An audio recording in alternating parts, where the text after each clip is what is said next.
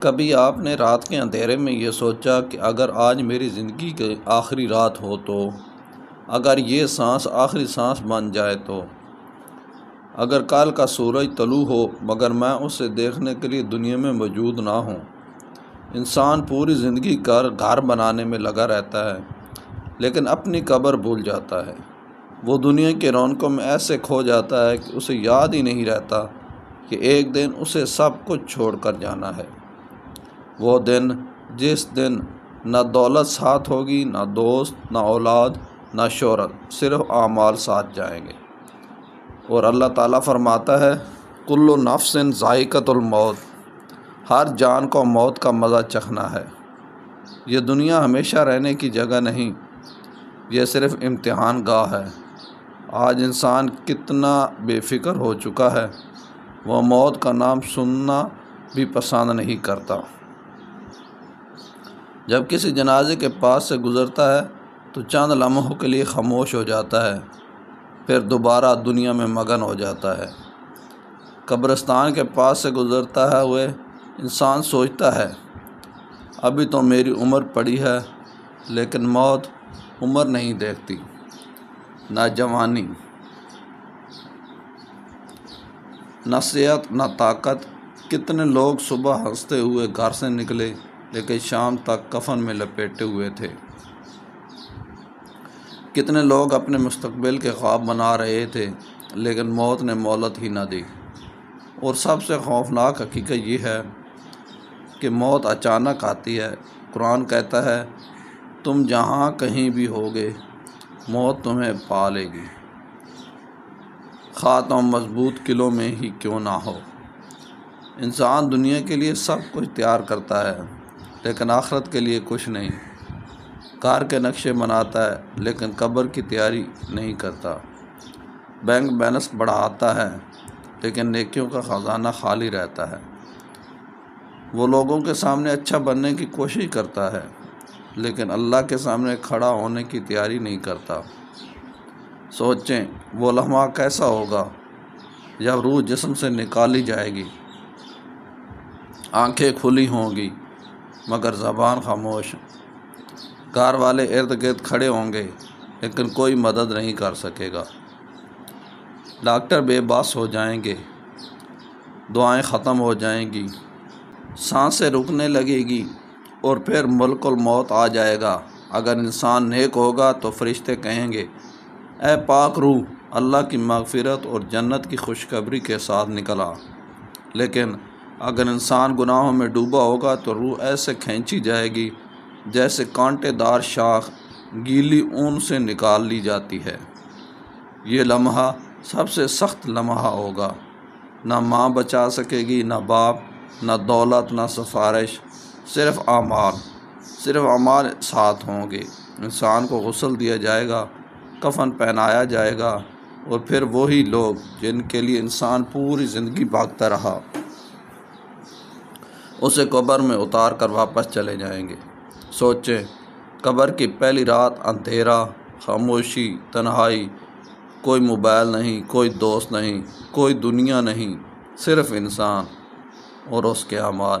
حدیث میں آتا ہے کہ جب لوگ واپس آ جاتے ہیں تو مردہ ان کے جوتوں کی آواز تک سنتا ہے۔ پھر دو فرشتے آئیں گے اور سوال ہوگا، تیرا رب کون ہے؟ تیرا دین کیا ہے؟ یہ شخص کون ہے جنہیں تمہارے درمیان بھیجا گیا تھا؟ اگر دنیا میں ایمان سچا ہوگا تو جواب آسان ہوگا، لیکن اگر زندگی غفلت میں گزری ہوگی تو زبان لڑکھڑا جائے گی۔ اور پھر قبر یا تو جنت کے باغوں میں سے ایک باغ بن جائے گی یا جہنم کے گڑھوں میں سے ایک گڑھا۔ یہ دنیا کتنی عجیب ہے۔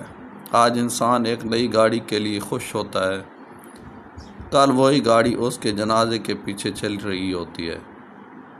آج وہ خوبصورت کپڑے پہنتا ہے، کل سفید کفن میں لپٹا ہوتا ہے۔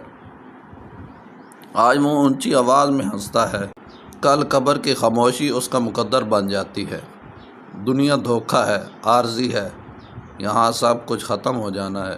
بادشاہ بھی مر گئے، فقیر بھی طاقت پر بھی چلے گئے، کمزور بھی، ہر انسان کا انجام ایک قبر ہے۔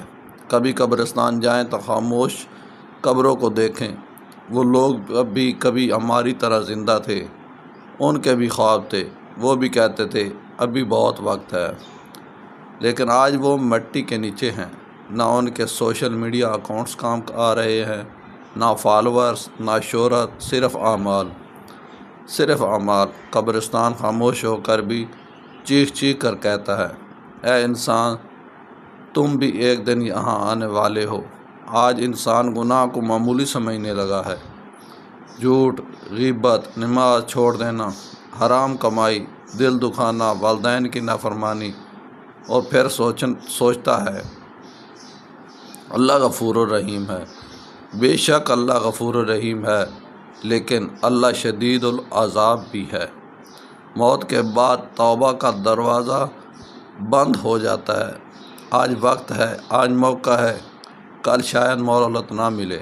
ایک نوجوان کی کہانی۔ ایک نوجوان تھا، طاقتور، صحت مند، خوشحال۔ وہ ہمیشہ کہتا تھا ابھی میری عمر ہی کیا ہے، نماز بعد میں پڑھ لوں گا، توبہ بڑھاپے میں کر لوں گا۔ ایک دن وہ دوستوں کے ساتھ ہنستا کھیلتا گھر سے نکلا، لیکن واپس نہ آیا۔ حادثہ ہوا اور چند لمحوں میں سب ختم۔ کل تک جو انسان اپنے مستقبل کے خواب دیکھ رہا تھا، آج لوگ اس کے جنازے میں کھڑے تھے۔ اس کی ماں رو رہی تھی اور لوگ کہہ رہے تھے ابھی تو اس کی عمر ہی کیا تھی۔ مگر موت عمر نہیں دیکھتی۔ اصل کامیابی دولت نہیں، اصل کامیابی مشہور ہونا نہیں، اصل کامیابی یہ ہے کہ انسان کا خاتمہ ایمان پر ہو۔ رسول اللہ صلی اللہ علیہ وسلم فرمایا کرتے تھے اعمال کا دار مدار خاتمے پر ہے۔ کئی لوگ پوری زندگی نیک رہتے ہیں پھر گمراہ ہو جاتے ہیں، اور کئی لوگ گناہوں میں ہوتے ہیں پھر سچی توبہ کر کے اللہ کے محبوب بن جاتے ہیں۔ اس لیے کبھی مایوس نہ ہوں۔ اگر آج بھی انسان سچے دل سے اللہ کی طرف پلٹ آئے تو اللہ معاف فرما دیتا ہے۔ قیامت کا دن پھر ایک دن سور پھونکا جائے گا، زمین پھٹ جائے گی، قبریں کھل جائیں گی، اور انسان دوبارہ زندہ ہوگا۔ وہ دن بہت خوفناک ہوگا۔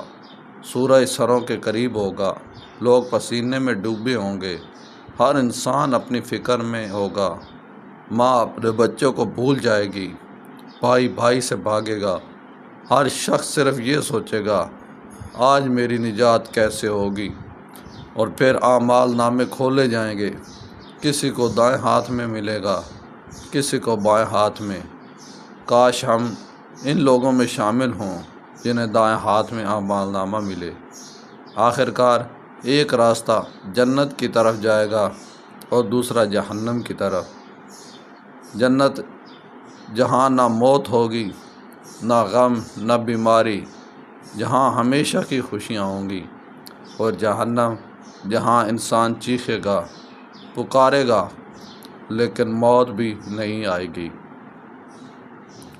قرآن کہتا ہے وہ وہاں نہ مریں گے اور نہ زندہ رہیں گے۔ سوچیں ہم کس راستے پر جا رہے ہیں۔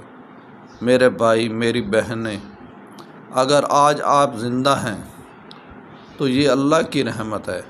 ابھی بھی وقت ہے، نماز کی طرف لوٹ آئیں، قرآن سے تعلق جوڑ لیں، دل صاف کر لیں، لوگوں کو معاف کر دیں، والدین کو راضی کر لیں، حرام چھوڑ دیں، کیونکہ ایک دن ہم سب نے مرنا ہے، اور اس دن صرف ایک چیز کام آئے گی، اللہ کی رحمت اور نیک اعمال۔